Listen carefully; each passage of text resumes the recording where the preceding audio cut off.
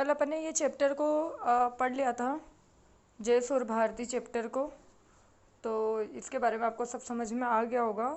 ये इसके मीनिंग्स है और ये मीनिंग भी आपको याद करने हैं, तब जाकर आपसे ये चैप्टर कंप्लीट होगा। ठीक है, अब इसके क्वेश्चन आंसर पर आ जाओ। जरा देखो यहाँ पर, यहाँ लिखा हुआ है कि निम्नलिखितेषु पदेषु संबोधन पदम नास्ति, कि निम्नलिखित में से पद जो है संबोधन पद नहीं है। तो देखो यहाँ पर भगवती, सुर भारती, वागीश्वरी और मानस हंस है। अब आपको ये याद रखना है कि सरस्वती को आपने कौन कौन से शब्दों से संबोधित किया है। तो देखो, उनको भगवती भी बोला, उनको सुर भारती भी बोला, सूर्यों की देवी भी बोला, वागीश्वरी वाणी की देवी भी बोला।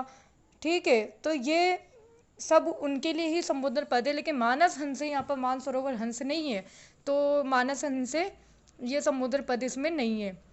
सेकंड देखो, अस्याम वंदनायाम आहत्य कति संबोधन पदानि संति, इस वंदना में आहत्य कितने संबोधन पद है। तो यहाँ पर देखना, या तो 8 होंगे जहाँ तक मुझे लग रहा है। संबोधन पद कौन कौन से कितने हैं? देखो, भगवती है, सुर भारती है, वागीश्वरी है, और उनको त्रिभुवन धन्या भी बोला गया है, और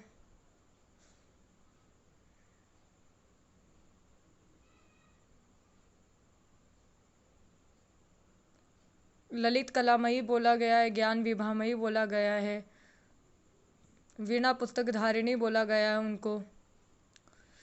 ठीक है, इसके आंसर है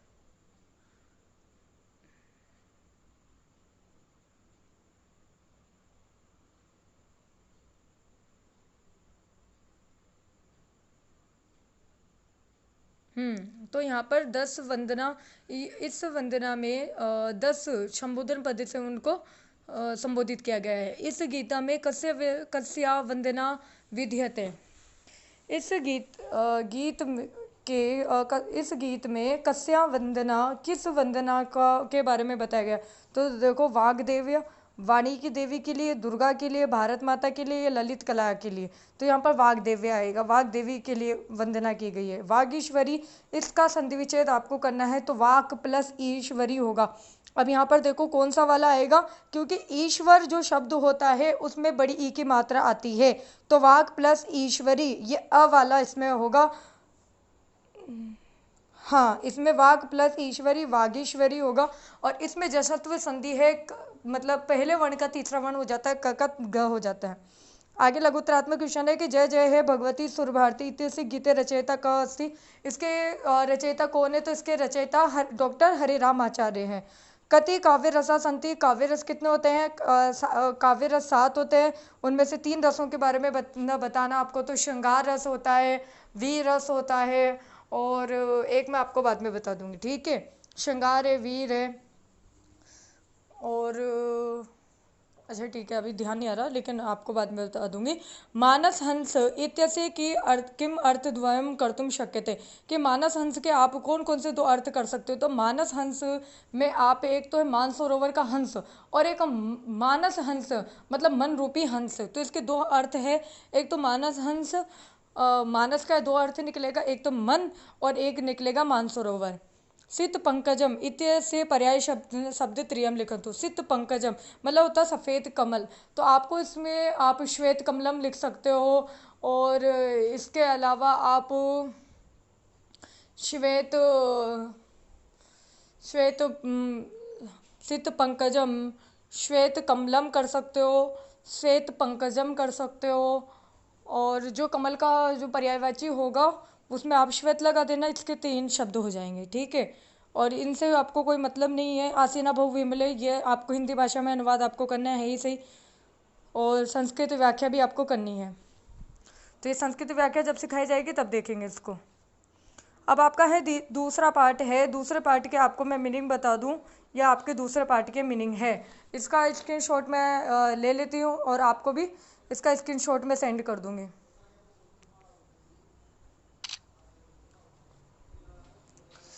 ये वाले मीनिंग है जो आपको याद करने हैं। ये पार्ट मैं आपको बाद में पढ़ा दूंगी, लेकिन आज आप इसके, ये दूसरा पार्ट किस बारे में है, हम इसके बारे में ही पढ़ लेते हैं।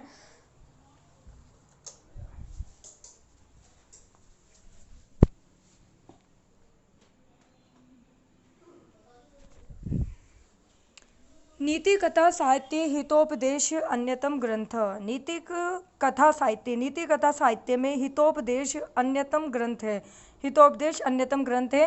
एवं ही श्रूयते, और इस प्रकार निश्चय ही इस प्रकार कहा गया है कि नारायण शर्मा नामक पंडित पाटलिपुत्र पाटलिपुत्र का अधिपति यानी राजा था। नारायण शर्मा नाम का जो पंडित था वो पाटलिपुत्र का अधिपति था। उसके अधिपति के सुतान यानी सुतान मतलब उनके बेटों को, मतलब नारायण शर्मा जो पंडित था वो पाटलिपुत्र के राजा के बच्चों को नीति शास्त्र बोधितुम यानी उनको समझाने, उनको सिखाने के लिए इमम ग्रंथम इस ग्रंथ की रचयामासा यानी रचना की थी। उन्होंने इस ग्रंथ की रचना इसलिए की थी। स्वमनोज्ञ प्रवाहमय शैल्या, अपने मनोज्ञ मन को जानने वाली प्रवाहमयी शैली में अर्थम ग्रंथ, यह ग्रंथ लोकेशु संसार में अति प्रसिद्धम अवाप, अत्यधिक प्रसिद्धि को इसने प्राप्त किया। सरल और सरस भाषा में अस्मिन् ग्रंथे इस ग्रंथ में पंचतंत्र आदि ग्रंथान आधारीकृत, पंचतंत्र आदि ग्रंथ को आधार करके पशु कथा नाम संग्रह अस्ति, यानी पशुओं का कथाओं का संग्रह। जैसे मतलब पंचतंत्र है, पंचतंत्र ग्रंथ में जैसे पशुओं की कथाएं होती है, वैसे इसमें भी जो है हितोपदेश में ऐसे ही पंचतंत्र की तरह कविताएं हैं, छोटी छोटी कहानियां हैं पशुओं की। हितोपदेश से 4 परिच्छेद उपलब्ध है। अब आपको ये वाला क्वेश्चन याद रखना है कि हितोपदेश के 4 परिच्छेद है। एक तो है मित्र लाभ, एक है सूर्यद भेद, एक है विग्रह और एक है संधि। ठीक है, तो मित्र लाभ, सूर्यद भेद, विग्रह, संधि, इस तरीके से ये चार परिच्छेद है। अब मित्र लाभ में कैसे मित्र होना चाहिए, कौन से मित्रों से लाभ है, कैसे मित्रों को मतलब नहीं बनाना चाहिए। सूर्यद भेद मतलब दोस्तों में भी कैसा मतलब भेद होता है कि कौन से अच्छे होते हैं, कौन से बुरे होते हैं। विग्रह, किन से हमें अलग होना चाहिए, कैसे लोगों से हमें दूर हो जाना चाहिए। संधि और कौन से लोगों के साथ हमें संधि कर लेनी चाहिए।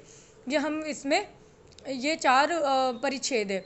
जो प्रस्तुत अयम पाठ है, जो ये पाठ है आपके, जो दूसरा पाठ आपका दिया गया है, ये मित्र लाभ परिच्छेद का प्रथम कथा है। मित्र लाभ परिच्छेद की प्रथम कथा से संपादित किया हुआ अंश है। अस्मिन् पाठे, इस पाठ में गुरु नाम अवज्ञा यानी गुरुओं की अवज्ञा का एक ही भूयकृत मतलब एक होकर के गुरु की आज्ञा का मतलब गुरु की आज्ञा को नहीं माना, फिर किस तरीके से एक भूयकृत प्रयास से और फिर किस तरीके से एक होकर के प्रयास से च फलम वर्णितम अस्ति, कि उसका फल यहाँ पर वर्णित किया गया है। कि फिर एक साथ होने के बाद में उन्होंने कैसे मतलब मुश्किल वक्त में एक दूसरा का साथ देकर उस मुश्किल से वो लड़े, इसके बारे में उसका फल यहाँ पर वर्णित किया गया है। चित्रग्रीव से अवज्ञा यानी चित्रग्रीव नाम का एक कबूतर था जो उसकी अवज्ञाम कृतवा मतलब उसकी बात का तिरस्कार करके कपोतः कबूतर जो थे चाल बद्धा संजाता यानी जाल में बद्ध हो गए। पुनः और फिर से चित्रग्रीव के उपदेश से ही एक चित्ती भूय सब एक होकर के सहनति यानी एकजुट होकर के सहनेतुम आशत्य यानी एकता का सहारा लेकर जालम आदाय जाल को लेकर ही उड्डिता उड़ गए। ऐसा एव यही पाठ से उपदेश है, यही पाठ का उपदेश है। देखो ऐसा यानी यह और एव यानी ही, तो यही पाठ का उपदेश है। संघे शक्ति यानी संगठन में शक्ति है, इति इस प्रकार, या संहति कार्य साधिका मतलब एक साथ मतलब एकता ही कार्य साधिका कार्य को सिद्ध करने वाली होती है। इस प्रकार ये जो हमारा पाठ है मतलब आपको समझ में आ गया होगा। हितोपदेश है नारायण पंडित शर्मा के द्वारा लिखा हुआ है। वो पाटलिपुत्र के जो मतलब राजा थे, उनके पुत्र थे जो बिल्कुल मूर्ख थे, उनको शिक्षा देने के लिए उन्होंने मतलब पशुओं की कथाओं के माध्यम से उन्होंने उनको मतलब किस तरीके से उनको नीतिपूर्ण बना दिया। तो उनको नीतिज्ञ कैसे बनाया, इसलिए उन्होंने हितोपदेश के 4 परिच्छेद मतलब लिखे। जैसे पंचतंत्र की कहानियाँ होती है, पशु पक्षियों के माध्यम से होती है, उसी तरीके से हितोपदेश में भी ऐसी कहानियाँ। इसमें 4 परिच्छेद है, मित्रलाभ, सूर्यद्भेद, विग्रह, संधि।